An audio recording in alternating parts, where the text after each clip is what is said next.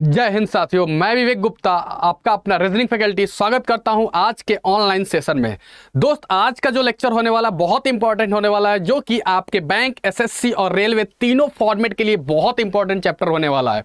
तो आज हम लोग डिस्कस करने वाले हैं, मैं डिस्कस करने वाला हूं आपसे जो कि खास चैप्टर है आपके रीजनिंग में, ब्लड रिलेशन। क्या? तो सही नाम सुना आपने, ब्लड रिलेशन। तो ब्लड रिलेशन सबसे पहले हम देखेंगे कि ब्लड रिलेशन कितने टाइप के क्वेश्चन आपके पूछे जाते हैं ब्लड रिलेशन से, और साथ ही साथ ये देखेंगे कि बेसिक कॉन्सेप्ट क्या है ब्लड रिलेशन का। ठीक है, क्योंकि बहुत सारे बच्चे क्या होता है, उनको डाउट होता है कि भाई ब्लड रिलेशन आ गया यार, कैसे बनाया जाए, कैसे क्या किया जाए। तो ये चीज नहीं करना है आपको। क्या करना है, ब्लड रिलेशन के सारे कॉन्सेप्ट देखने हैं और साथ ही साथ ये भी देखना है कितने टाइप के आपके पूछे जाते हैं। तो दोस्त, सबसे पहले मैं बात करूंगा कि ब्लड रिलेशन आपके 4 टाइप के क्वेश्चन पूछे जाते हैं। कितने टाइप के? तो 4 टाइप के। तो टाइप आपका फर्स्ट आपका होता है टाइप फर्स्ट। इसमें आपका होता है नॉर्मल पैसेज। क्या होता है? Normal passage. ठीक है, नॉर्मल पैसेज का मतलब क्या कि ए बी का पिता है, बी सी की मम्मी है, इस टाइप के क्वेश्चन होते हैं। छोटे छोटे टाइप के क्वेश्चन होते हैं जो कि किस में आते हैं आपके, तो ये आपके होते हैं नॉर्मल जो वाले क्वेश्चन होते हैं वो आपके आते हैं एसएससी में। किस में आते हैं दोस्त? एसएससी में। हमेशा ध्यान रखना, नॉर्मल वाले किस में आएंगे? एसएससी। अभी मैं डिस्क्राइब करूंगा कि कौन सा क्वेश्चन एसएससी में आएगा, कौन सा क्वेश्चन आपके बैंक में आएगा, यही दोनों फॉर्मेट में। ठीक है, कौन सा क्वेश्चन रेलवे में आएगा। तो एसएससी जब भी मैं लिखूंगा, हमेशा ध्यान रखना कि ये रेलवे में भी आ सकता है, ये आपके यूपी से रिलेटेड जितने भी एग्जाम होंगे उसमें भी आ सकता है। यानी फॉर्मेट क्या होगा एसएससी का, जितने भी आप स्टेट लेवल के अगर देखा जाए उस एग्जाम की बात की जाए उसमें भी आपका आएगा, रेलवे का एग्जाम दोगे उसमें भी आएगा। ठीक है, यानी नॉर्मल पैसेज का मतलब क्या कि 1 लाइन 2 लाइन का होगा, वो किस में आएंगे? आपके एसएससी में आएंगे। टाइप सेकंड की अगर मैं बात करूं, ये तो हमारा type 2। Type first. Type second की अगर मैं बात करूं तो ये आपका होता है इंडिकेशन बेस्ड। क्या होता है? Indication based. अब इंडिकेशन का मतलब क्या होता है ये समझ लेते हैं। जैसे आप ध्यान रखो कि जैसे आप शादी वगैरह के समारोह में जाते हो, तो शादी के समारोह में जाते हो तो क्या होता है, आपके पिताजी आपको इंट्रोड्यूस कराते हैं या किसी पर्सन को इंट्रोड्यूस हो सकता है, इसका बैंक में एक सिलेक्शन हो गया होगा, उसको क्या करते हैं आपके पिताजी, कहते हैं कि भाई वो पर्सन जो दिख रहा है वो मालूम है वो कौन है? तो आप कहते हो नहीं मुझे तो नहीं पता है कौन है। तो वो क्या कहते हैं, वो जो पर्सन दिख रहा है वो तुम्हारे पिता के इकलौती पुत्र के लड़के का लड़का है। तो पूछा जाता है कि भाई वो तुम्हारा क्या लगेगा। ये हमारा क्या होता है? Indication based. ये आपके फोटो की तरफ इशारा करते हुए भी हो सकता है, ये किसी शादी समारोह में किसी पर्सन की तरफ इशारा करते हुए हो सकता है। यानी हमारा क्या होता है? ये इंडिकेशन बेस्ड। ये भी दोस्त किस में आता है? आपका एसएससी में आता है। यानी रेलवे में आएगा, या तो एसएससी में आएगा, या तो यूपी से रिलेटेड जितने भी एग्जाम होंगे उसमें आपका आएगा। थर्ड टाइप की अगर मैं बात करूं, आपका होता है पैसेज बेस्ड। कौन सा बेस्ड? Passage based. अब पैसेज बेस्ड आप देखो, यहां पे पैसेज रहेगा, यहां पे देख रहे हो पैसेज बेस्ड नॉर्मल पैसेज, यहां पे क्या हो गया? पैसेज। और पैसेज ये क्या होगा? ये आपका 3 लाइन का हो सकता है, ये आपका 4 लाइन का हो सकता है। और ये किस में आता है आपका? तो ये आपका आता है बैंक में दोस्तों। और बैंक से रिलेटेड जितने भी एग्जाम होंगे, चाहे आप आरबीआई का एग्जाम दो उसमें भी आएगा, आप अभी फिलहाल आईएपीएस पीओ क्लर्क इसका निकलने वाला है उसमें भी आपका आएगा, एलआईसी का एग्जाम दोगे उसमें भी आएगा। और प्री में दोस्त हमेशा ध्यान रखना, प्री में कितने क्वेश्चन आते हैं? 2 से 3 मार्क्स के आपके क्वेश्चन पूछ जाते हैं। कौन सा? Passage based. यानी ब्लड रिलेशन आपका आएगा पैसेज बेस्ड, वो किस में आएगा? आपका बैंक में आएगा। और टाइप 4 की अगर मैं बात करूं, वो आपका होता है कोडेड बेस्ड। क्या होता है दोस्त? Coded based. और कोडेड बेस्ड किस में आएगा? तो ये भी आपका किस में आएगा? बैंक में भी आ सकता है और ये एसएससी में भी आ सकता है। किस में आ सकता है? ये बैंक में भी आ सकता है और एसएससी में भी आपका आ सकता है। और बैंक और एसएससी की अगर मैं बात करूं, एसएससी में अगर आएगा तो एसएससी में इजी आएगा। क्या आएगा दोस्त? इजी आएगा। जबकि बैंक में आएगा तो वो क्या होगा? टफ आएगा। टफ किस में आएगा? हालांकि जब आप मेंस में जाओगे तो उसमें क्या होता है? कोडेड प्लस क्या हो जाता है? पजल। यानी कोडेड प्लस में अगर देखा जाए तो वो क्या हो जाता है? पजल। अब पजल का मतलब आप समझ लो कि ब्लड रिलेशन में अगर पजल आ गया, आपसे कह दिया कि A B C D E F 6 व्यक्ति हैं और 6 व्यक्ति का अलग अलग डेजिग्नेशन है, कोई अकाउंटेंट है, कोई टीचर है, कोई कुछ है, कोई कुछ है, और उसका क्या दे देगा? कोडेड। कोडेड का मतलब क्या था कि ए प्लस बी का मतलब दे देगा उसमें कि ए बी का पिता है, ए माइनस बी का मतलब कुछ दे देगा कि ए बी की माता है। इस टाइप के होंगे, वो हमारे क्या कहलाते हैं? Coded based. तो आई होप कि समझ में आया कि ब्लड रिलेशन कितने टाइप के क्वेश्चन पूछे जाते हैं और कौन सा क्वेश्चन किस में आता है, ये भी मैंने आपसे डिस्कस कर दिया है। चलिए अब बिना देर करते हुए समझते हैं कि ब्लड रिलेशन कितने टाइप्स के होते हैं, क्योंकि हम बेसिक कॉन्सेप्ट समझने वाले हैं। फिर से सुन लो, कौन सा concept? Basic concept blood relation के। फिर आज के बाद कभी भी दिक्कत नहीं आएगी। तो चलिए बिना देर करते हुए देखते हैं कि ब्लड रिलेशन होते कितने टाइप्स के हैं। तो दोस्त हमेशा ध्यान रखना, ब्लड रिलेशन का अर्थ होता है खून का रिश्ता या रक्त संबंध। ये कितने टाइप के होते हैं, तो आप लोग कहोगे सर बहुत टाइप के होते हैं, लेकिन दोस्त हमेशा ध्यान रखना कि बहुत टाइप के नहीं होते। कितने टाइप के होते हैं, सिर्फ और सिर्फ 2 टाइप्स के होते हैं। कितने टाइप्स के, 2 टाइप्स के। पहला आपका होता है पैटर्नल, क्या होता है, पैटर्नल, और दूसरा आपका होता है मैटरनल। अब यहां देखते हैं पैटर्नल किसे कहते हैं और मैटरनल किसे कहते हैं। पैटर्नल पी लिखा है, जहां भी पैटर्नल होगा वो हमारा किसकी साइड से होगा, पिता के एंड से जितना भी रिलेशन कहलाएगा वो हमारा क्या कहलाएगा, पैटर्नल कहलाएगा। और मम्मी के साइड का जितना भी रिलेशन कहलाएगा वो हमारा क्या कहलाएगा, मैटरनल कहलाएगा। यानी पापा के एंड का हमारा पैटर्नल, मम्मी के एंड का मैटरनल। लेकिन दोस्त कोई आपसे पूछे कि रिलेशन कितने टाइप के होते हैं, तो हमेशा आप जवाब यही दोगे कि there are a lot of relations. Relations बहुत सारे हो सकते हैं, वो आपके पापा के एंड से भी हो सकते हैं, वो आपके मम्मी के एंड से। कभी ध्यान देखो पति पत्नी जुड़ते हैं तो क्या होता है, पत्नी के साइड के भी जो रिलेशन होते हैं वो हमारे हो जाते हैं। अब पत्नी का जो हमारी साइड से रिलेशन होता है वो किसके हो जाते हैं, पत्नी के हो जाते हैं। तो हमारा क्या कहलाता है, पैटर्नल और मैटरनल। अब देखो पापा के पापा को आप क्या कहते हो, तो आप कहते हो ग्रैंडफादर। क्या कहते हो, ग्रैंडफादर। और जबकि आप पैटर्नल ग्रैंडफादर कहोगे, क्या कहोगे, पैटर्नल ग्रैंडफादर। उसी तरीके से पापा की मम्मी को क्या कहते हो आप, पैटर्नल ग्रैंड मदर। और जबकि मम्मी के साइड में आ जाते हो तो क्या लगता है, पी की जगह पे क्या आ जाएगा, आपका एम आ जाता है। तो यहां पे क्या होता है, मैटरनल ग्रैंड फादर या तो मैटरनल ग्रैंड मदर। ठीक है, समझ में आया। यानी paternal grand father, paternal grand mother, maternal grand father, maternal grand mother. यानी यहां पे दादा दादी नाना और नानी। अब देखो पापा के भाई को क्या कहते हो आप, चाचा, तो पैटर्नल अंकल होगा। चाचा की वाइफ को क्या कहते हो आप, आंटी, तो क्या हो जाए, पैटर्नल आंट होगा। और पैटर्नल आंट का मतलब हमेशा ध्यान रखना, पैटर्नल आंट का मतलब बुआ भी होती हैं और चाची भी होती हैं। क्या होती है दोस्त, बुआ भी होंगी और चाची भी होंगी। और जबकि यहां पे आप आ जाओगे तो यहां पे क्या हो जाए, मैटरनल अंकल, यहां पे क्या हो जाएगा, मामा हो गए। और यहां पे क्या हो जाएगा, मैटरनल आंट। अब यहां मामी भी हो सकती है और मौसी भी हो सकती है। क्या होंगी, मामी भी होंगी और मौसी। तो देख रहे हो आप, रिलेशन हमारे बढ़ रहे हैं। तो यही हमारे क्या कहलाते हैं, रिलेशन हमारे। तभी मैंने कहा कि रिलेशन बहुत सारे होंगे। क्या होंगे, रिलेशन आपके बहुत सारे होंगे, लेकिन ब्लड रिलेशन सिर्फ और सिर्फ 2 प्रकार के होंगे। अब देखो एक आपके स्टेटमेंट में आता है sister in law, sister in law, और दूसरा आपका होता है ब्रदर इन लॉ। ज्यादा हमें दिक्कत किसमें आती है, यही पे आपकी आती है कि सिस्टर इन लॉ और ब्रदर इन लॉ किसे कहते हैं। अब दोस्त बहुत से लोग बताते हैं कि भाई brother in law sister in law अलग अलग, लेकिन हमें यह देखना है कि जब भी इन लॉ लगा तो इन लॉ किसके लिए यूज हुआ। देख रहे हो आप, यहां पे क्या लिखा, इन लॉ, और यहां भी क्या लिखा, इन लॉ। इन लॉ का मतलब यह होता है कि किसी भी रिलेशन को क्या किया जाए, एक दूसरे से कनेक्टिविटी यानी जोड़ा जाए, तभी हमारा क्या लगता है, इन लॉ। यहां भी लिखा है इन लॉ। इन लॉ का मतलब क्या, कि वो एक दूसरे से क्या है, रिलेशन में है, यानी कनेक्टेड है, तभी हमने क्या कहा, इन लॉ। अब यहां पे देखो sister in law,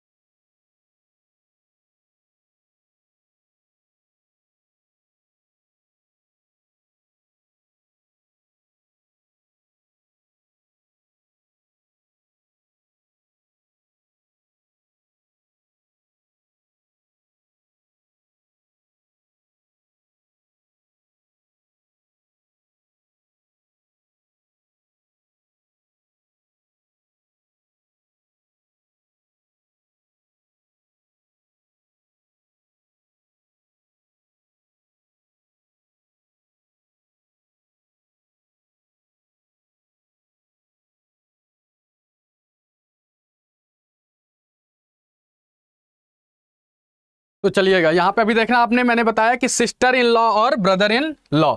sister in law किसे कहते हैं और ब्रदर इन लॉ किसे कहते हैं। तो सिस्टर इन लॉ का मतलब देखो, हिंदी में अगर कहा जाए, इंग्लिश में तो एक ही वर्ड होगा सिस्टर इन लॉ, लेकिन हिंदी में क्या होगा, सिस्टर इन लॉ का सबसे पहले क्या कहते हो आप, साली। साली को आप क्या कहते हो, सिस्टर इन लॉ। जबकि ब्रदर इन लॉ में क्या होता है, साली का हस्बैंड क्या हो जाता है, साला, सॉरी हिंदी में क्या हो जाता है आपका, साला हो जाता है। ठीक है, यहाँ पे साली। आगे बात करते हैं तो यहाँ पे भाभी को भी आप क्या कहोगे, सिस्टर इन लॉ कहोगे। फिर आगे आते हैं ननद। ननद का मतलब भी क्या होगा आपका, सिस्टर इन लॉ होगा। ठीक, जबकि यहाँ पे क्या होगा, साला साली, साला साली, सॉरी साली था, यहाँ पे क्या हो गया, साला। भाभी है तो यहाँ पे क्या हो गया, देवर। ठीक, यहाँ पे ननद है तो यहाँ पे क्या हो जाएगा, नंदोई। ये सभी क्या होते हैं आपके इन लॉ का मतलब क्या होता है। अब इन लॉ की बात की जाए तो अभी जनरेशन में डिसाइड करूंगा, जब बताऊंगा तो देखूंगा कि हाँ किस किस सेंस में, यानी कहाँ कहाँ पे आपके ये सारे सिस्टर इन लॉ आएंगे और ब्रदर इन लॉ आएंगे। तो रिलेशन आपके बहुत होते हैं, लेकिन ब्लड रिलेशन आपके 2 टाइप्स के होते हैं। तो यहां तक तो आई होप सो कि सबको समझ में आया। अब आइए अगले पे बात करते हैं। नेक्स्ट की अगर मैं बात करूं, अगले हम कॉन्सेप्ट पे चलते हैं। यहां तक तो सबको क्लियर है। चलिए अब मैं बात करता हूं जनरेशन की। किसकी, जनरेशन की भाई, जनरेशन। जनरेशन की अगर मैं बात करूं, जिसे हिंदी में कहते हैं पीढ़ी। कितने जनरेशन होते हैं, कितने जनरेशन तक क्वेश्चन पूछे जाते हैं। तो जनरेशन की बात की जाए तो 3 जनरेशन होते हैं। कितने होते हैं, 3 जनरेशन होते हैं। सपोज करो एक बिल्डिंग है, एक बिल्डिंग में या आपका घर है, तो सबसे घर में किसकी चलती है दोस्त, ये बताओ। तो सबसे पहले जो बड़ा बुजुर्ग रहेगा उसी की तो बात सुनी जाएगी। तो सबसे बड़ा बुजुर्ग कौन होता है, तो हमारे दादाजी होते हैं। कौन होते हैं, हमारे दादाजी या दादी जी। तो हम कहते हैं ग्रैंडफादर या ग्रैंड मदर। ठीक है, यानी सबसे पहले किसकी सुनी जाएगी, दादाजी का या दादी जी का। अब दादाजी को कुछ सामान मंगाने हैं तो किससे कहेंगे, अपने बेटे से कहेंगे। तो बेटा कहाँ जाएगा, जस्ट उसके नीचे। यानी दादाजी ने किससे कहा, अपने बेटे से। यानी कहा जाए तो फादर से कहेगा आपके, या तो मदर से कहेंगे। ठीक है, अब मदर को भी क्या करना है, सामान मंगाने, वो भी आलसी हैं, या पापा भी आलसी हैं। भाई जाड़े का टाइम है, दोनों लोग नहीं जा रहे हैं, तो उन्होंने क्या कहा, अब उन्होंने कहा कि बेटे से कह दिया कि एक काम करो भाई तुम ही चले जाओ। तो कौन हो जाएगा, डॉटर या सन, या सन या डॉटर। ठीक है, यानी आप देख रहे हो कितने जनरेशन हुए, 1 2 और 3। यानी जनरेशन कितने टाइप के होते हैं, तो 3 टाइप के आपके जनरेशन होते हैं। ठीक, अब इससे कहोगे इसके ऊपर भी एक आपका होता है, सर वो क्यों नहीं बता रहे हो। इसके ऊपर आपका होता है ग्रेट ग्रैंड फादर या ग्रेट ग्रैंड मदर। लेकिन दोस्त अगर आप यहां से काउंट करोगे तो कितने हो गए, 3 ही तो हो रहे हैं। फिर से देखो, और यहां से देख रहे हो तो कितने हो रहे हैं, 3 ही हो रहे हैं। यानी मेनली कितने जनरेशन होते हैं आपके, तो 3 जनरेशन होते हैं। ग्रैंडफादर, फिर फादर, फिर उसके बाद सन या डॉटर। और डायग्राम भी ऐसे ही बनाना है। अगर पिताजी हैं तो वो एक सीढ़ी ऊपर रहेंगे, उनके पिताजी हैं तो वो एक सीढ़ी ऊपर रहेंगे। आई होप ये समझ में आया। अब मैं बात करता हूं कि मेल और फीमेल को कैसे डिनोट करोगे। जब भी आपके स्टेटमेंट में आए मेल और फीमेल, तो मेल को कैसे डिनोट करना है और फीमेल को कैसे डिनोट करना है। तो दोस्त मेल को आप कैसे डिनोट, बहुत से लोग कहते हैं प्लस और माइनस से डिनोट कर लो। किससे, प्लस और माइनस से। मेरा कॉन्सेप्ट है कि अगर मेल है तो उसका आप डिनोट करोगे स्क्वायर से, अगर कोई फीमेल है तो उसको डिनोट करोगे किससे, सर्कल से। अब मैं क्यों कह रहा हूं कि स्क्वायर और सर्कल से डिनोट करो, क्योंकि जब भी आप स्क्वायर लिखोगे तो यहां पे क्या होगा, नाम लिख सकते हो। जैसे कहा जाए A is the father of B, यानी ए पिता है किसका, बी का। तो ए पिता है तो वो मेल हो गया, तो तुरंत यहां पे क्या लिख सकते हो, ए लिख सकते हो। ठीक है, C is the mother of D, C mummy है किसकी, डी की, तो सी फीमेल हो गई तो सी यहां पे लिख सकते हो। और जिसका जेंडर नहीं पता है उसको क्या कर दो, आप छोड़ दो। यानी जिसका जेंडर आपका नहीं पता है तो उसको क्या कर दिया, छोड़ दिया। बाकी आने वाले स्टेटमेंट से पता चलेगा तो लिखेंगे, अदरवाइज हमेशा ध्यान रखना एक चीज और, कि कभी भी नाम से जेंडर डिफाइन नहीं होता है। जैसे मान लीजिए नाम आ गया आपका संतोष, तो संतोष ऐसा नहीं कि नाम लड़के का ही है, वो लड़की का भी हो सकता है। जैसे बहुत सारे नाम आपने देखा होगा, बंटी, बंटी किसका नाम होता है, अब कहोगे लड़के का भी होता है सर, लड़की का भी। सुना भी होगा आप लोगों ने कि लड़के का भी होता है और लड़की का भी होता है। तो हमेशा ब्लड रिलेशन में आपका नाम से जेंडर हमारा नहीं डिफाइन होता है, क्योंकि एक आंसर होता है कैन नॉट बी डिटरमाइन, निर्धारित नहीं कर सकते। ठीक है, इधर और का भी ऑप्शन आपके पास होता है। अब चलिए आगे कॉन्सेप्ट पे चलते हैं कि अगर आपको हस्बैंड है और उनकी वाइफ है, इनको कैसे डिनोट करना। हस्बैंड है तो ये क्या हो गए, मेल हो गए, और वाइफ हो गई तो क्या हो गई, फीमेल हो गई। अब देख रहे हो ये 2 लोग हैं, ये क्या है, आपस में 2 लोग हैं, तो इनको आप डबल लाइन से डिनोट करोगे। लिखना नहीं पड़ेगा कि ये हस्बैंड है और ये वाइफ है। यानी अगर हस्बैंड और वाइफ है तो क्या करोगे, डबल लाइन से डिनोट करोगे कि ये हस्बैंड हो गया और ये वाइफ हो गई। कभी भी ब्रदर हो गया, सिस्टर हो गया, फिर से ब्रदर हो गया, इनको कैसे डिनोट करोगे, ब्रदर है तो मेल, सिस्टर है तो फीमेल, और ब्रदर है तो यहां भी मेल। इनको कैसे डिफाइन करोगे, तो इनको डिफाइन करोगे सिंगल लाइन से। सिंगल लाइन का मतलब क्या, कि ये ब्रदर है, सिस्टर है और ब्रदर है। आई होप ये समझ में आया कि आपको मेल को स्क्वायर से डिनोट करना है, फीमेल को सर्कल से डिनोट करना है। कपल को आपको डबल लाइन से डिनोट करना है और ब्रदर सिस्टर को किससे डिनोट करना है, सिंगल लाइन से डिनोट करना है। जनरेशन ऊपर जा रही है तो इसके अकॉर्डिंग चलोगे, अगर फादर है तो ऊपर रहेंगे, उनके फादर है तो और ऊपर रहेंगे, अगर उनका सन है तो नीचे रहेगा, उसका भी सन हुआ तो क्या हुआ, नीचे हुआ, क्योंकि हम जनरेशन के अकॉर्डिंग ही डायग्राम बनाएंगे, तभी जाकर आपका इजी डायग्राम बनेगा, अदरवाइज क्या हो जाएगा, कंफ्यूजन हो जाएगा। ठीक है, बहुत सारी चीजें। स्पाउस आपका दे देता है, बहुत से लोग क्या सोचते हैं, पति है, हालांकि स्पाउस का मतलब क्या होता है, पति या पत्नी। सिवलिंग का मतलब क्या समझते हो आप, सिवलिंग का मतलब कि भाई है, भाई हो सकते हैं, बहन हो सकता है, नहीं, भाई भी बहन साथ में हो सकती है, वो दोनों क्या होंगे, आपस में सिवलिंग होंगे। बहन भी हो सकती है, भाई भी हो सकता है, तो वो क्या कहलाएंगे, सिवलिंग कहलाएंगे। ठीक है तो आई होप ये समझ में आया। अब आते हैं अगले कॉन्सेप्ट पे। अगला कॉन्सेप्ट आपके स्टेटमेंट में आता है, स्टेटमेंट में आपका आएगा हु, फिर आएगा हुज, विच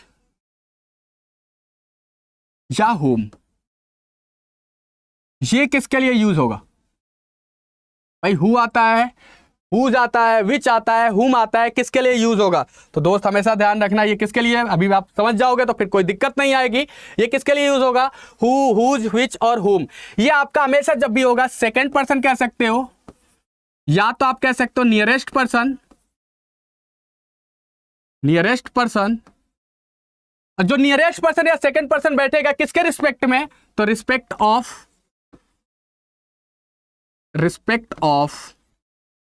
थर्ड या लास्ट पर्सन,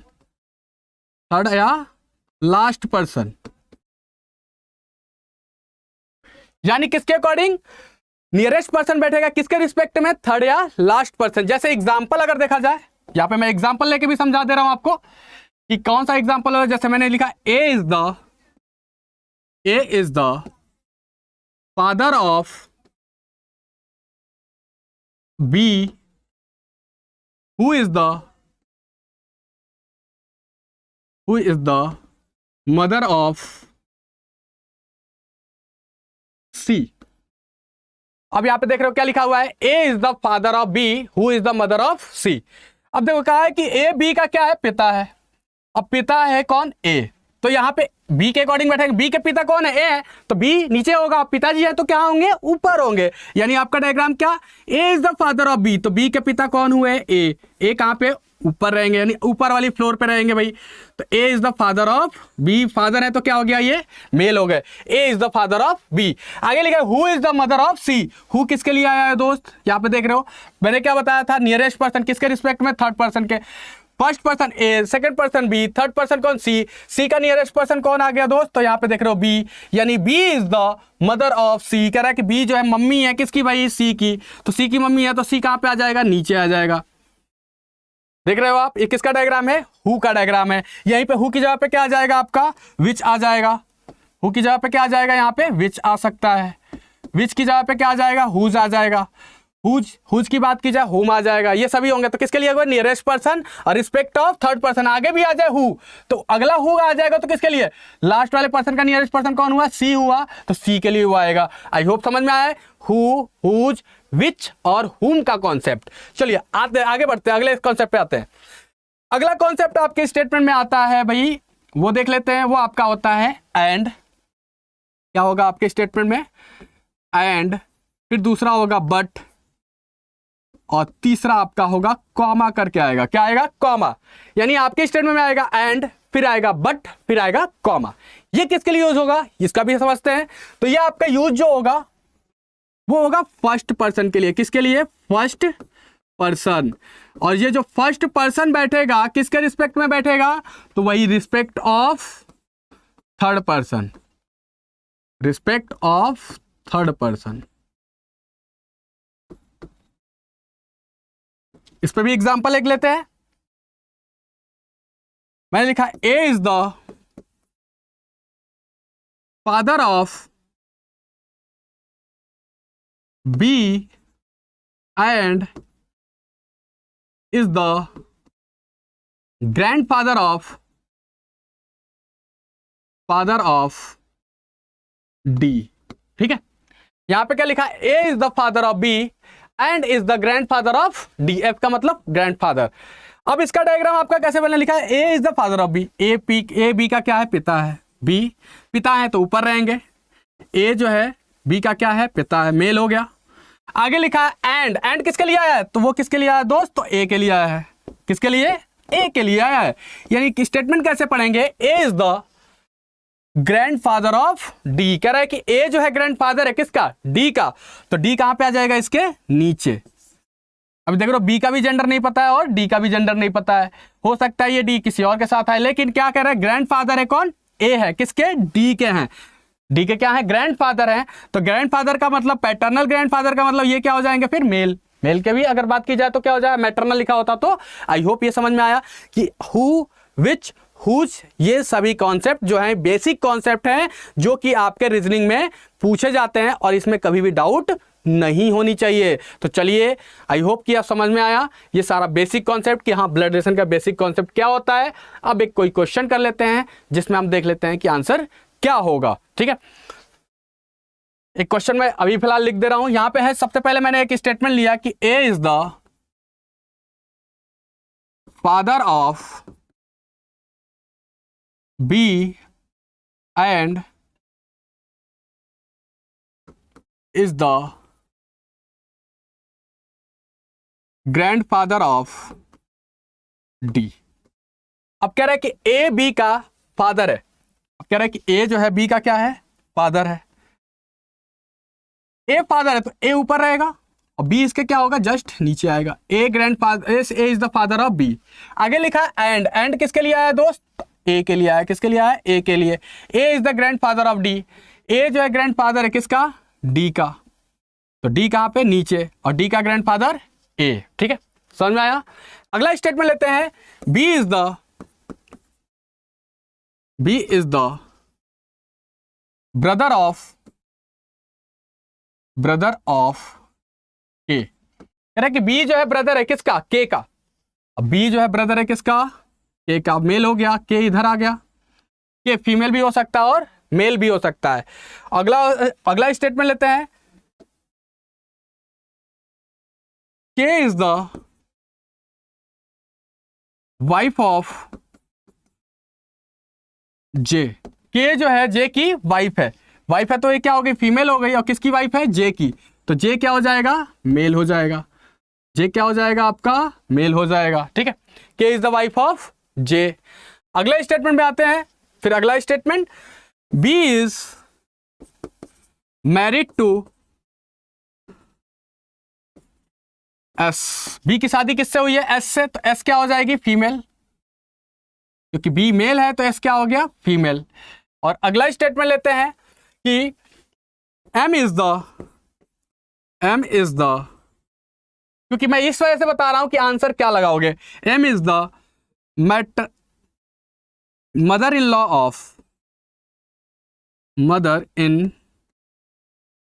ऑफ एस। कह रहे कि एम जो है मदर इन लॉ है किसकी, एस की। एस की मदर इन लॉ का मतलब क्या कि ए की शादी किससे हो जाएगी, एस से हो जाएगी, और एस क्या हो जाएगी, फीमेल। और sorry, M is the mother in law of S. M जो हो जाएगी वो क्या हो जाएगी, फीमेल हो जाएगी। यहां पे एम आ जाएगी दोस्त, लिखा हुआ है M is the mother in law of S. M is the mother in law of S. Mother in law और फादर इन लॉ हमेशा ध्यान रखना, जब भी आपके स्टेटमेंट आएगा वो एक जनरेशन ऊपर होगा। वो क्या होगा, एक जनरेशन ऊपर होगा। Brother in law sister in law आता है तो वो क्या होगा, सेम जनरेशन में होंगे। क्या होंगे, सेम जनरेशन में होंगे।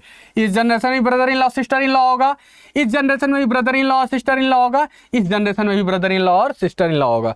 अब समझते हैं क्वेश्चन, कि क्वेश्चन देखो अभी फिलहाल हमारे पास क्वेश्चन नहीं है, क्वेश्चन हम अगली क्लास में डिस्कस करेंगे। ठीक है, अब यहाँ पे क्वेश्चन पूछ दिया कि how is J related to D.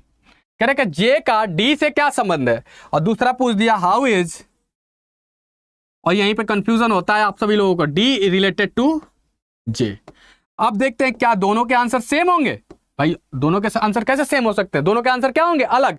हमेशा ध्यान रखना कि जब भी टू जिसके साथ लगेगा रिलेशन हमारा उसी से पूछा जा रहा है। यानी यहां पे पूछा जाए how is J related to D, यानी कह रहा है कि जे जो है डी से क्या संबंध रखता है। जे जो है डी से क्या संबंध रखता है। आप देखो डी है, आप अपने आप को यहां पे अज्यूम कर लो कि आप ही क्या हो, डी हो। आपके पिताजी हो गए, पिताजी की क्या हो गई है, बहन, तो इनको क्या आप क्या कहोगे, बुआ। अब बुआ के हस्बैंड को क्या कहोगे आप, फूफा। क्या कहोगे, फूफा कहोगे। यानी आप हो गए आपकी, पिताजी हो गया, पिताजी की सिस्टर को आप क्या कहोगे, बुआ। बुआ के हस्बैंड को क्या कहोगे, फूफा। यानी इंग्लिश में, हिंदी में, सॉरी यहाँ पे हिंदी में आंसर क्या होगा, फूफा होगा। लेकिन अब फूफा जी आपको क्या कहेंगे, यहाँ पे देख रहे हो जेंडर हमारा डिफाइन नहीं है, यहाँ पे जेंडर हमारा डिफाइन नहीं है, तो या तो भतीजा होगा, या तो ये भतीजी होगी, या तो नीस होगा, अदरवाइज नेफ्यू होगा। तो आई होप कि ये समझ में आपको आया होगा। ये हमारा क्या है, अब इसी में आपसे पूछ दिया जाए कि how is M related to J, M का जे से क्या संबंध है। अब क्या पूछ दिया गया कि एम का जे से क्या संबंध है, how is M related to J. तो टू जिसके साथ लगेगा आंसर भी उसी से बताना है। अब यहां पे देखो एम का जे से क्या रिलेशन है, तो एम क्या लगेगा जे का, तो देखो आपका एम सॉरी जे की वाइफ और उसकी मम्मी कौन है, एम है, यानी कहा जाए तो क्या हो जाएगा, मदर इन लॉ। क्या लगेगा, मदर इन लॉ लगेगा। जबकि आपके पूछ दिया जाए कि how is J related to M, J का एम से क्या रिलेशन है, तो यहां पे क्या हो जाएगा, ये मेल है तो सन, सन इन लॉ। इन लॉ का मतलब हमेशा कि एक दूसरे से क्या है, वो रिलेशन में कनेक्ट है, तभी आपका क्या लगा, इन लॉ। आज के बाद किसी ने पूछ दिया कि इन लॉ क्यों लगता है, तो आप तुरंत बताओगे कि सर वो क्या है, कनेक्टिविटी को दर्शाता है, इसी वजह से हमारा इन लॉ लगता है। तो कैसी लगी क्लास दोस्तों, कमेंट करना। जय हिंद, जय भारत साथियों।